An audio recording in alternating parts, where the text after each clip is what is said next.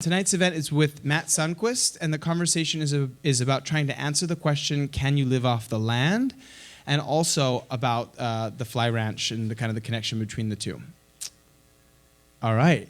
So Matt, there's just so much about you, and I feel like I'm not even gonna be able to say it all, but just the greatest hits about Matt is, okay, so you were president of the student body at Harvard, very impressive. You were a PM at change.org and water.org, right? Okay.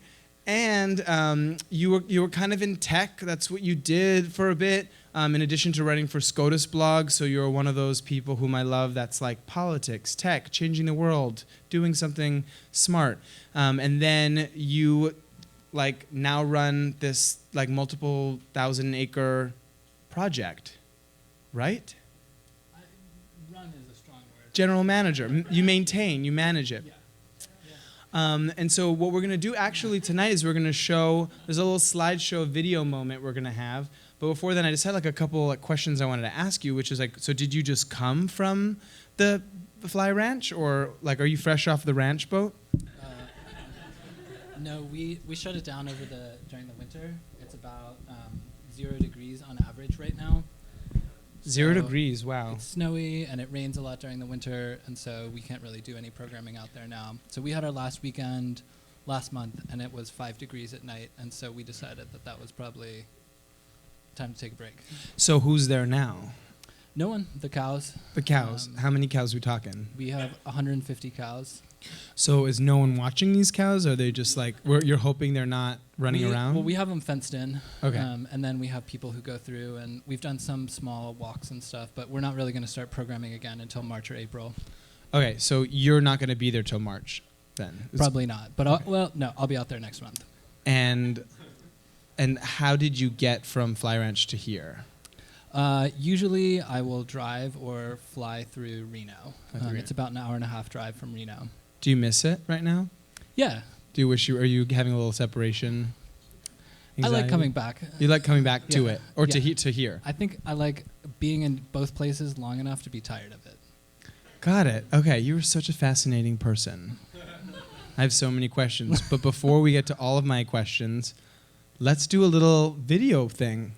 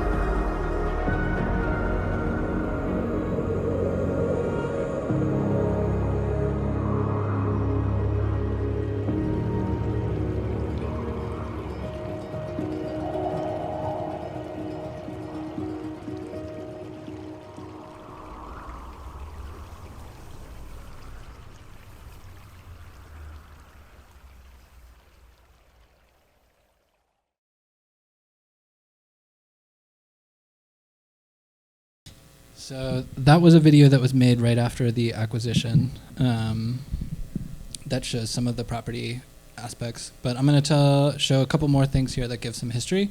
So for those of you who've been to Burning Man, this is its relationship to where Black Rock City is. So it's about 15 miles away, part of another valley called the Wallapai Valley. It's divided into 53 different sub-parcels. So we own 3,800 acres out there that each are subcategorized based on when we purchased it, that are 1.5 miles wide and about 4.5 or 5 miles long, depending on where you are. A lot of the interest in fly came in the early 90s, but then was kind of culminated when Burning Man was actually held at Fly Ranch in 1997. So this is a picture of a piece that was in the hot springs that we still swim in there, called Water Woman, that was part of the 97 event, where 12,000 people attended and came out and stayed at Fly Ranch. And it was the only year that Burning Man was not held where it's held now. That was also the first year that the city grid was drawn. It had to be drawn to fulfill the permit necessities of hosting the event there. And so the city grid that's now used at Black Rock City came out of the necessity to have a city grid, and then it went well, and so they decided to keep doing it after that. This is one of many pictures which I will sprinkle in. We have 12 motion sensor cameras on the property that take pictures of the animals that are there. So this is one of them. You will see them throughout this evening. A little more on the acquisition. So I'm delighted to tell you that Chip Conley, who played a major role in that, is here tonight. So, where's Chip? There he is. I was gonna do that. You stole my thunder. So, Burning Man tried to purchase the property in varying ways over 15 or 20 years before it actually happened, and that Chip got involved after a dinner in 2009, if that's fair to say. That was when your interest arose. And Will Roger, who is pictured here in the middle with the sunglasses on, is one of the founders of Burning Man, and he's held this vision for a long time that it would be something that would be good to bring into the Burning Man fold. And so in 2009, they had a dinner of 100 people that they brought out to Fly Ranch, and Chip got interested and helped support the creation of bringing in a team to build the project. And the team, as you can see, is here. And James Milner, Bear Kate, Daniel Clausen, and Katiana Kate played the major role of organizing that with hundreds of other people who were involved, and then Chip and other folks from inside of the organization coordinating, and that allowed them to go out over a 3-year process to engage all of the stakeholders who would need to be involved in purchasing the property. I'm not going to go through all of these now, but there are a lot of people who are involved in Burning Man. It's much more like a big, sprawling family and community than it is a structured organization. One of the big features of Fly is the geyser, which you saw in that picture here, but these pictures show the progression over the years, because that was not a geyser until the 60s, when a geothermal mining operation was left open, and then all of the water started coming out, and that calcified, and now that has led to the creation of the 46-foot tall geyser that we have, but it was just a field in the 60s. This is a coyote. People who were interested in buying the property had had different visions over the years of what it could look like. Hot springs, healing center, maker spaces, conservation areas, desert art hub, all of these different things had come into play. But when they actually bought the property, the idea was, let's have a 2 or 3 year window where we are bringing people onto the property and where we're figuring out what the future could look like. The map of Black Rock City that I showed you didn't come until 11 years after doing it without a general master plan. And so we've taken some inspiration from that and thinking it'll take some experimentation to get to the point where we have that type of master planning. But the vision of the purchase was some blend of events, retreats, summits, workshops, and residencies throughout the year that are exploring the land, coming up with new ways to relate to each other and nature, and gradually building into something that's more defined. Another big thing that's exciting for people in Nevada about the purchase is Burning Man participants spend about $43 to $45 million a year in Nevada during, before, and right after the event. And so it's a huge economic boom, and it creates a lot of local revenue for businesses. If Fly Ranch were able to smooth that curve out so it was a longer and sustained economic opportunity, that would be interesting for northern Nevada as a whole. These are wild horses. We have 19 of them on the property. They are an invasive species that's very beautiful. They kind of look like cow horses. Yes, they have very They're Mustangs, and they chew when they tear, or they tear when they chew, and so they pull things out and then stomp it down. They threaten people. They are very defensive about the water. So I really liked them when I first started. Another idea behind the acquisition was the energy production possibilities. Nevada Energy, the utility company in Nevada, buys and sells power from sustainable energy providers, and there's geothermal, solar, and wind potential out there that we've started looking into. Brief property overview. This is a bunny. We've started doing research on the geyser. We had 2 geyser experts come out and do some initial readings on it, and we're going to continue to do more of that. We did a water survey, and we've done some models of the different algae that we found in the hot springs that we have. We have about 150 hot and cold springs on the property and 3 large water reservoirs. So for those of you who've been to Black Rock City, the water trucks that are spraying water on the streets to do dust abatement, that water always comes from fly, and we bring 18 million gallons of water over. So it's sulfuric, as you might notice if you have been close to those. There are also 6 old wells that previous owners have left there. So the property was at different points an airport, which is why it's called Fly Ranch, a mining operation, an alfalfa farm, grazing, other things like that. And so we have a lot of old leftover infrastructure from those past projects. These are some buck. Our zoning is general, rural, and a high desert area, which is a fairly permissive tier of zoning that allows us to do a decent amount of things. We have some degree of flexibility about it, so we're a rural zone, and that gives us a lot of capacity to do things without necessarily needing special use permits. One of the challenges, though, is that we have an agricultural tax exemption, which in Nevada, if you say that you'll only have your property used as an open space conservation for agriculture or as a golf course, you get a massive tax subsidy. And so changing the zoning and doing non-ag activities would potentially sacrifice that. So we've started exploring other ways to look into that, but for now, we graze. And so we have 150 cattle that are out there grazing, and we've started looking into more sustainable ways of having them graze out there. But for now, that lets us meet our agricultural exemption categorization. There are a number of families of owls that live on the property. We've started doing an invasive species mapping. We have cheatgrass, tamarisk, Russian olive, and a variety of other invasive species on the property. I have switched out of saying invasive species removal to invasive species management because we're never going to get rid of them. We have hundreds of acres of cheatgrass. This map here, you might not be able to see the key, shows some of the areas of the property are already 75% or above invasive species. So we've started looking into ways to do removal.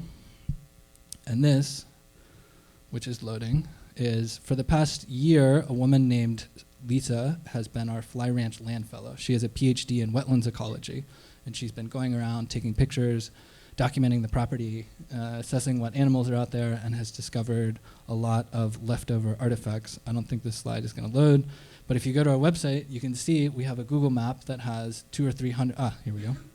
So all of these are pictures of the different artifacts. This is an airplane right here. Aluminum cans that we have to leave around because they're more than 50 years old.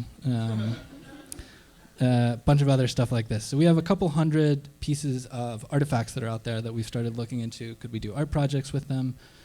What types of reuse possibilities are there? In 2018, we started our programming. So we've had 6 nature walks who've run 6 nature guides who've run 130 walks with over 1,400 people coming out to walk on the property. We've generated about $46,000 in revenue and donations. Friends of the Black Rock High Rock, which runs the walks, has gotten 60 new members from running these walks, and we are going to start a pilot program of affiliations next year. We've had 12 camping trips with over 400 people, 21 different guardians, and all of you can do this if you go through a small training module.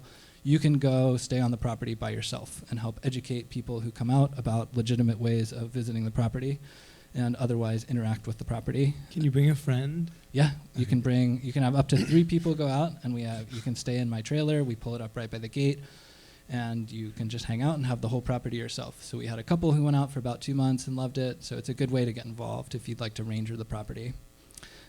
This year during Black Rock City, we brought people over from Black Rock City to Fly Ranch for walks, and we documented a lot of different species that we have out there.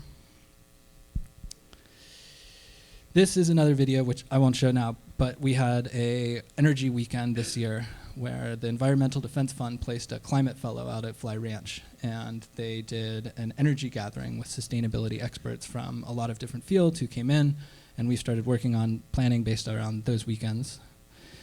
We have open nature walks. You can go to our website and sign up for our email list to get notified about when walks start back up again in March. We have primarily been restoring the property thus far. So this is a picture. Where's Breedlove? Yeah, Breedlove, who manages Burners Without Borders, has organized 6 or 7 of our weekends out there, many of which started out as managing projects like this. So initially when I went to Fly, I got this job before I had ever been to Fly Ranch. And I had been to Burning Man once, and people had told me it was this pristine gem in the desert. And we went out, and once we walked around, we realized that it literally was a dump in many places.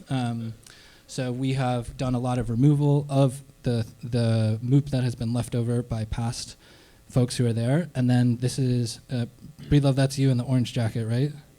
This is a bridge that we built that's over a creek. It's part of the walk route. And all of the wood and the metal that you see there came from reclaimed objects that we found on the property. And that's how we'd like to keep building things.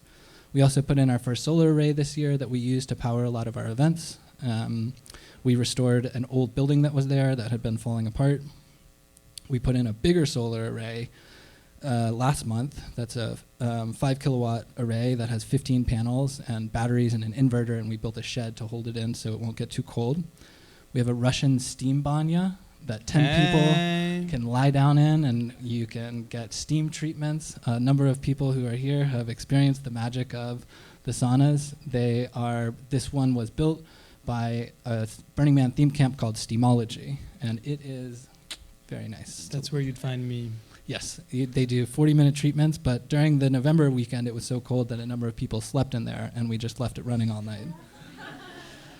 We built benches and tables out of reclaimed wood from the Man Pavilion a few years ago. We've partnered a lot with Black Rock Station, which is the Burning Man work ranch. We neighbor on that property, and they have wood shop, metal shop, auto shop, lots of people who are skilled craftsmen there who actually came out and taught us how to build tables so that we could have them for Fly.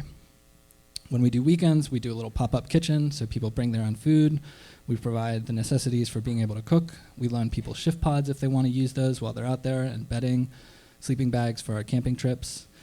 We use these pop-up gypsy pods this year that are wooden frames, and they just drop down, and then you can put them on a flatbed truck. We had a number of gatherings that got up into the 80s and 90s. A couple of people here were involved in those. Missa put together a lot of the content for them. Other folks here participated. We also started invasive species management. This is a Russian olive tree.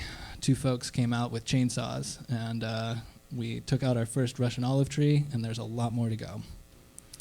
We also put in this amazing biofiltered toilet. It's called an ecozoic. And I've learned a lot about composting toilets this year because we're 20 miles from the nearest power or water or septic lines, so we're entirely off-grid. And so composting toilets are a great idea in theory. They are very difficult to manage in practice. These are massive units that we tested this year at Burners Without Borders during the event, and they have 2 units in them, and when you use them, it separates the fecal matter from the urine, which makes it much easier to manage. And you aren't actually composting them. It dries out everything, and then you can spread it and use it as fertilizer. And so BWB has some ideas about doing agriculture projects. It has a fan that runs on solar. So this is kind of our first exciting next generation of bathrooms. These are the first ones that we used. You have to change out the tubs in them. One of my lessons from these tubs was that if you don't seal them right, and you're pulling them off the back of your truck, and the top comes off, you will realize that composting toilets might not be the best answer. So I did that this year, and it was gross. This is the narwhal, which is an old Burning Man piece that used to have operas held on it that we now have out at Fly. Great for kids and adults. But you can climb up into the top, and it's the only high vantage point of the property. And then this is a piece called The Pier. The Pier crew and Matt Schultz put this up out there. It's been a Burning Man 3 years, and now it's in an old lake bed that's part of the nature walk. And so people who don't know that it's there who come, it looks old and rustic, as you can see, and that was one reason we wanted to have it there, So when we're on walks, we've occasionally had people who will say, oh, why did the previous owners have a dock here? And I use this as an opportunity to invent a fun story and tell them about how this was where bootleggers used to come and pick up. It's fun, but this is our bus that has all the seats ripped out. It's got a stripper pole in it. It's pretty fun. So this year during Burning Man, we drove around in our bus and would roll up on people and say, hey, do you want to go on a magical adventure? And they would say, where? And we would say, can't tell you, but you won't regret it. It's going to take 3 hours. And most people would say no. But then for the few who did, the first person who got on, we would come to the next person and say, get that person. And they would get off and say, I don't know where we're going, but you need to come. And once we got 15 people on, we would go out the back entrance and say, we're going to Fly Ranch. And we'd take people over, go for a walk, go for a soak in the hot springs, give them towels and snacks and drinks and stuff like this. And so we did this a couple times. Magical, magical man. It was, it was fun. My favorite moment of it was this one guy pulls me aside and goes, I know what you're doing. And I said, what? And he said, you guys are getting us to come build your shade structure at your camp. But I'm so impressed that this is your recruiting method that I'm going to come help. And I said, thank you, just don't tell anyone that. But it made me realize that would be a great way to get people to work on a shade structure. So as Manny said, I worked in tech before this. One of my interests in the project used to be, and still kind of is, but I found other things to care about now, but software, where we could build some really amazing open source software. So we've talked about 3 waves. First, discussion. Second, decision making. Third, project management. This is a bird. So one of the things about energy is that it can be so quantitative. And so we have talked about what it would look like for us to truly be not just off-grid or carbon neutral, but to be regenerative, and how we can figure out how to actually make a difference that isn't just offsetting the bad things that we're doing, but actually doing good things. So this is an example of a Sankey diagram, which is a way that you can track inputs and outputs for power. And so we would like to develop open source methods that we use on the project for documenting our own power and water and et cetera usage, so that that's a model that helps us regulate ourselves and be regenerative, and then also is technology and an approach that other people can use in similar projects. This is a bobcat. We've talked about a number of other ways for building this tech out, deployment options, different features that you might be interested in. This is still preliminary and hypothetical, but it was initially the thing that got me excited about the project, was the opportunity to build software that would let anyone, anywhere collaborate on projects that they wanted to, that weren't necessarily technical, but that involved large-scale collective action and decision-making that wasn't just within a particular company or organization. 2019, we are going to start working more with our volunteers. So we've had thousands of people who've signed up to want to get involved and interested, so we're going to have a lot more programmatic ways for people to get involved in our camping trips, or the walks that we're doing, or other gatherings. We have a decision-making framework that we use called RAPID that's from Bain. So anyone can recommend an idea. The reason I'm going into so much detail with you all is because I want you to walk out of here and feel like you know how to go start your own project at Fly. So you recommend an idea, write a one-page proposal that scopes the time, the resources, the needs, the risks.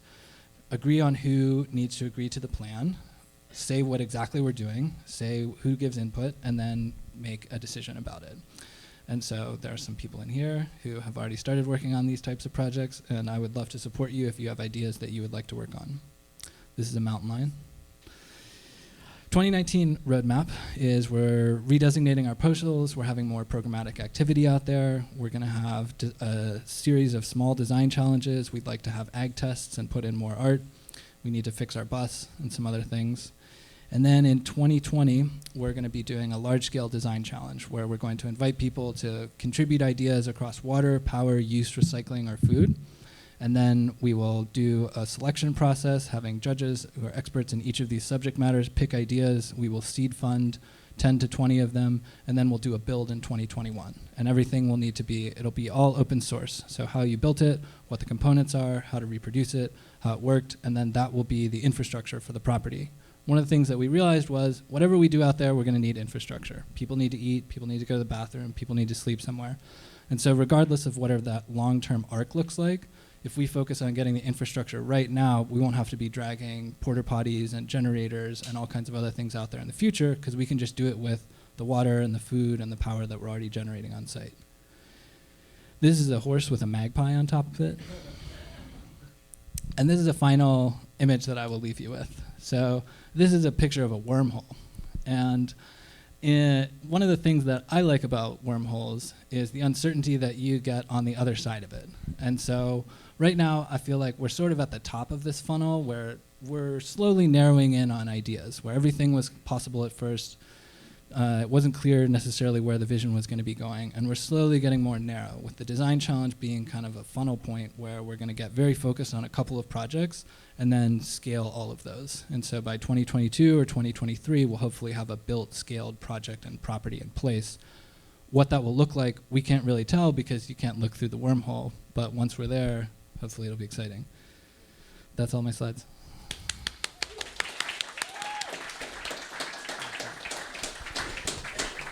Wow, thank you for that. I feel like I know so much more now, so thank you for informing myself and us about this very ambitious project. So because I feel like I know more about Fly Ranch, I want to start with you. And then I want to get your thoughts on some of the political and civic questions around this work because of the nature of where we are right now. So my first question to you is just about solitude, because, you know, I guess my assumption here is that you're there alone often. Is that correct? Yeah. And like, what is the longest stretch that you've been alone out in Fly Ranch? I moved out for about 2.5 months earlier this year when we were starting the walks, and I was out there from about March to May, living out there. So 4 months? It was about 2.5 months Did straight. I count right? No, 3 months. Yeah, I've been out there for about 4 months total in stretches, and then that was the longest solitary stretch where it was about 10 weeks. Can you give me a little sense of what it's like to be alone in the middle of nowhere, 29 miles from power, for such a long stretch of time? And what is that like? What is the mental endurance needed to get through that? And what did you learn about yourself a little bit in that process? I love it. I think it's really fun.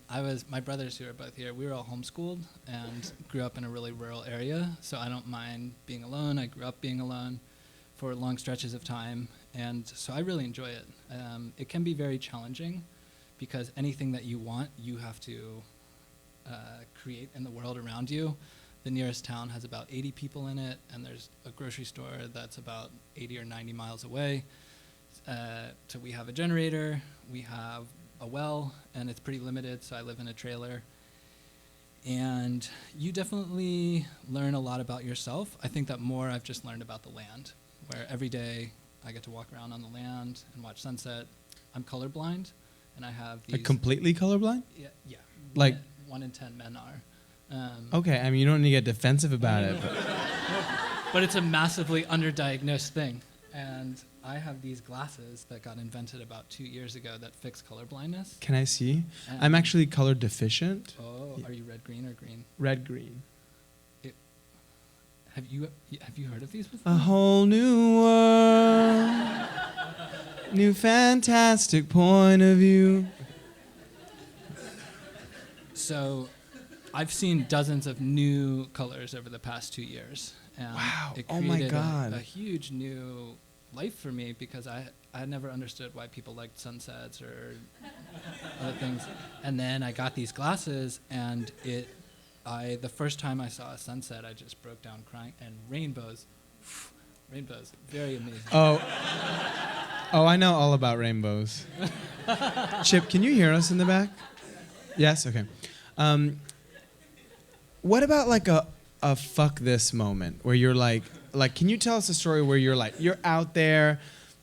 Because, you know, when I wake up on the wrong side of the bed, it means that like my coffee's bitter, or like something like more like things annoy me, but I have the creature comforts of modern society to fall back on. I feel like when you're having a bad day, like you just have the cow horse to talk to. So can you give me a story of like you're really pissed and like something happens, or like you're really struggling out there, and make me feel better about my So life. I've never worked in event production before, and so people who have worked in event production know that it's hard, and that everything always goes wrong. These are things that you all know if you have worked in event production that I did not know. And so the first weekend that we had, a big weekend, we had about 85 or 90 people out there. We had set up a pretty ambitious infrastructure to build housing, to have a kitchen, to set up toilets, to set up power and the sauna, and 2 big tents, and to build the tables and chairs. And so it was a lot of moving pieces. And 2 days before the event was supposed to happen, basically everything went wrong. And the big tent that we had built, one of them just blew over. Winds get up to about 110 miles an hour out there, and so it gets pretty gusty. Wow. The water that we were going to have wasn't coming. The cook who was going to cook for us tore the bicep off of his bone while he was lifting a refrigerator. We had a bunch of shift pods that we were going to have to use, and we pulled them out of storage, and they were moldy because they had been packed wet. And not the good mold. No. Okay. No. And a number of other things that were really not going well. And so I called my manager, Marianne, who's one of the founders of Burning Man and the CEO, and I was in almost a state of meltdown and was just saying, I think we need to cancel it. This is not going to happen. We just can't have this happen. It's not going to work. And she started laughing, and I didn't understand why she was laughing. And then she said, I'm laughing because this is funny, and I'm laughing with you, not at you. You just don't realize it's funny yet because you haven't done this before. And she said, everything's going to be fine. This is how everything works. It's all going to come together eventually. You just have to just weather through whatever this is going to be. And the next day, we just pulled off a bunch of things, and the show went on, and people showed up on Friday, and it was as if it had worked. Amazing. But it's been very stressful to adjust to event production timelines. What's your favorite place on the property?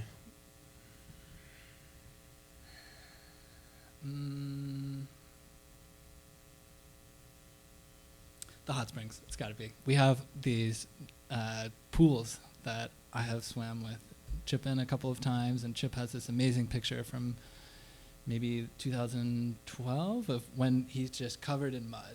And the picture. There's all of this mud in the pools that you can put on yourself that feels amazing. And the springs tend to be about 104, 105 during the summer, and they're about the size of a swimming pool. And they have lithium in them, and lithium is a known mood stabilizer, and it's topical.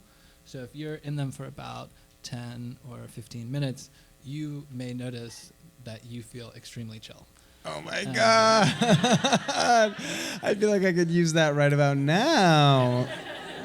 Yeah. So. Wow, that sounds amazing. Yes. Yeah. God, are you afraid of like too many people finding out about it and just like fucking it up? I think that we've tried to be really careful about how we get in and out of the pool, not just the pools, but everything, but of how we get in and out of the pools and how we do the walks and what impact that we might have, and not doing things that we can't undo. Yeah. So that we are careful about that. The longer term play for the pools is to pull, Sugar, I just told the story about my almost meltdown on Wednesday of our expeditions. Sugar managed the weekends that we had this year. Hi, Sugar.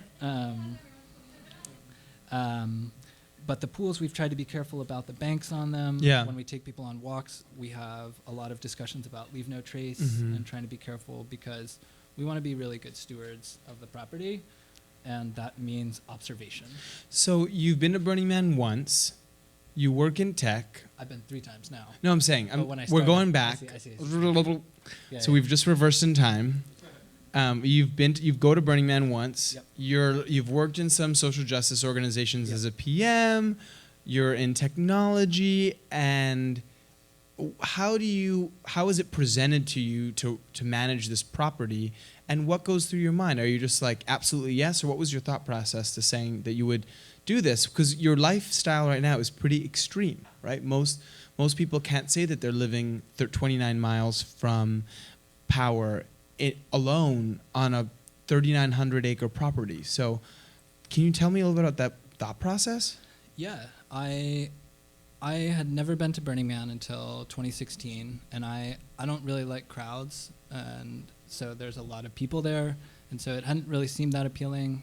My partner has been going for a long time and wanted to go, and so we went, and I just rode around on my bike and wore my colorblindness sunglasses and thought it was really interesting and had a good time. And then while I was there, I got laid off from the job that I had had as a product manager at the time.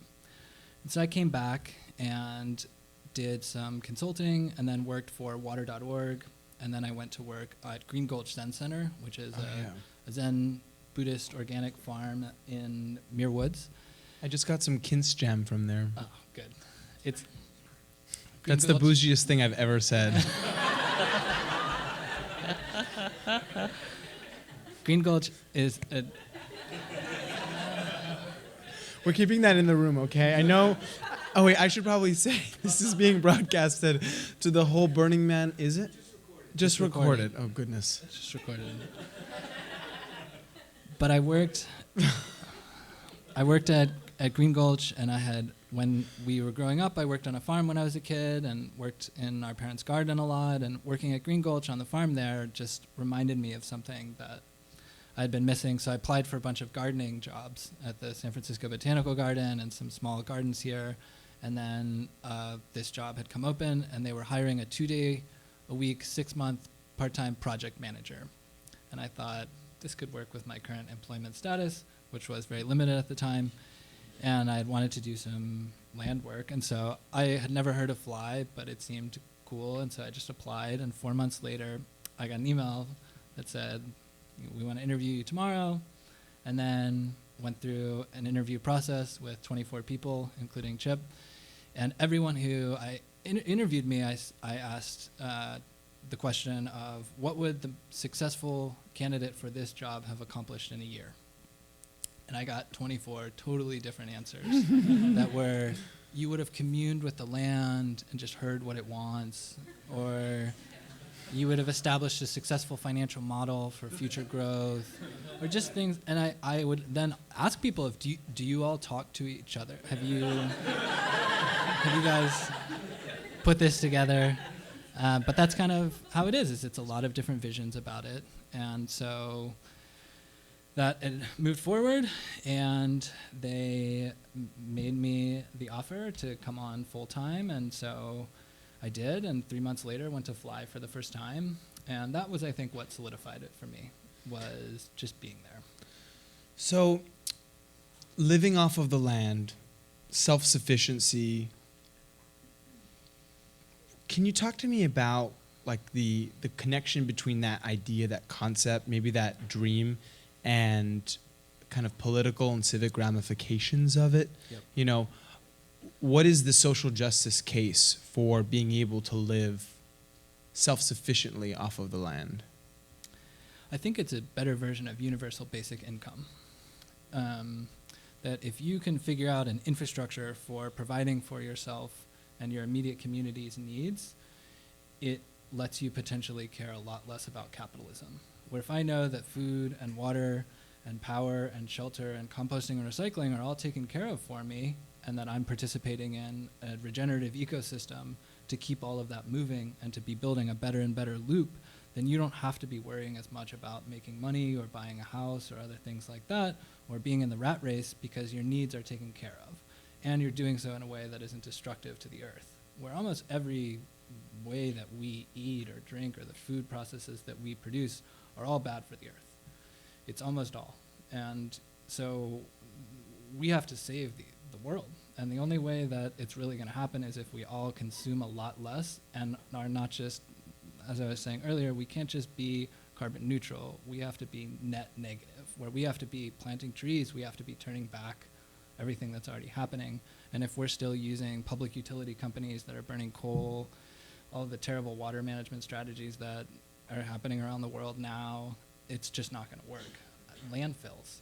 I mean, landfills are an insane idea. It's so unscalable. My little brother lived on Maui for a while, and they have a landfill there. And landfills on an island, I mean, it just doesn't grow.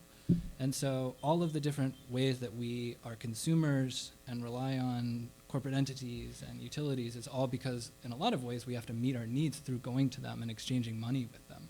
Do you know that PG&E declared bankruptcy just now? Yeah, yeah.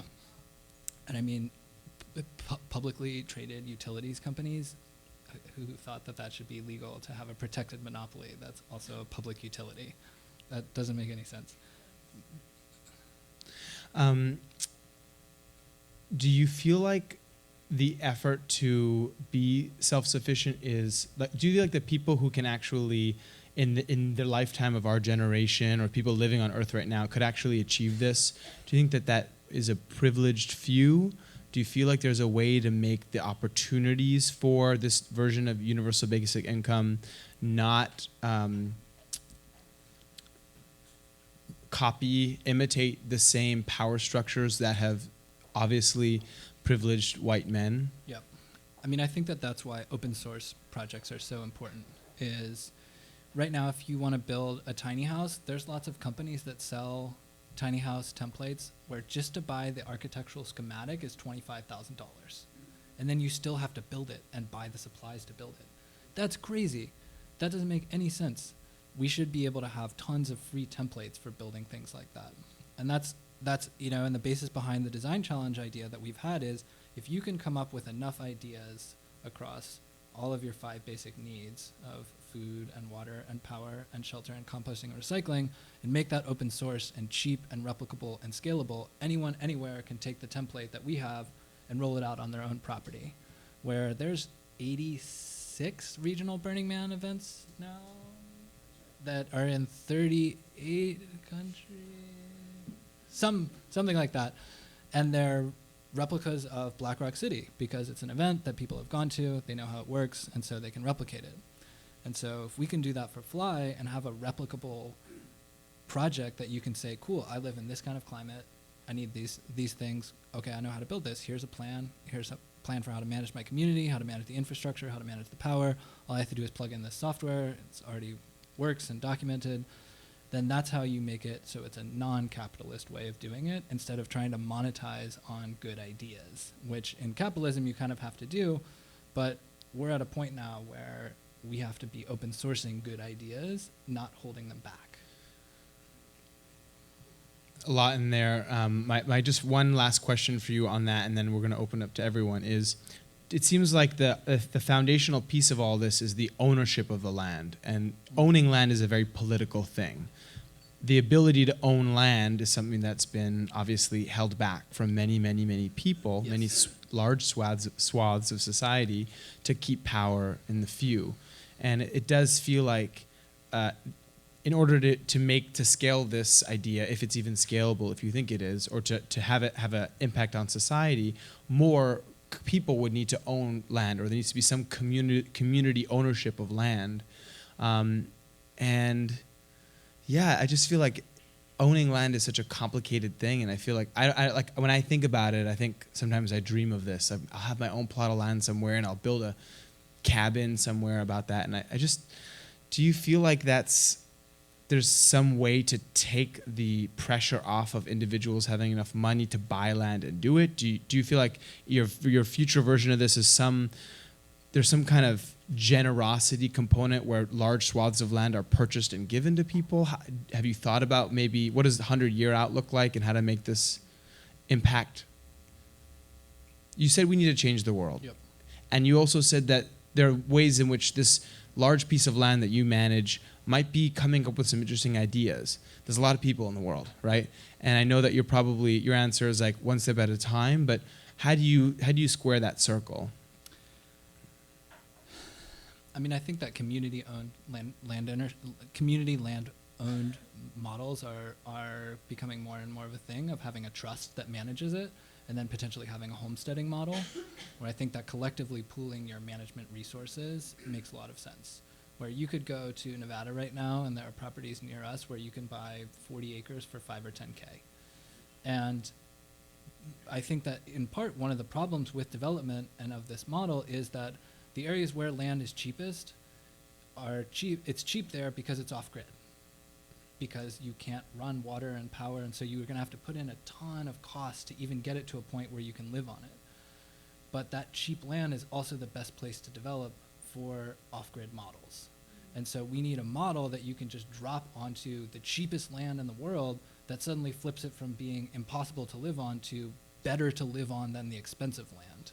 Because you know that you're living conscientiously and in a good and smart way, and people are going to say, oh, why would I stay at a fossil-burning hotel that's bringing in a bunch of packaged goods for me to eat when I could stay on this amazing farm that's growing all their own stuff and doing solar, where you feel better about yourself. And for the people who are living there, they know, cool, here's a carbon copy. I go to this place to get the wood, I go to this place to get my solar panels, I hook it up like this, done, I'm ready. But there's no model that's just a cookbook for how to live off-grid. And so I don't have a good answer on the land ownership strategies, but I think that doing it as a group is the only way that it will eventually make sense. Because as you say, owning land is incredibly difficult and complex. There's a lot of legal issues around it that are hard to manage. But if you have a model that makes it viable to own the cheapest land, then I think it kind of changes the equation. Okay. Thank you, Matt.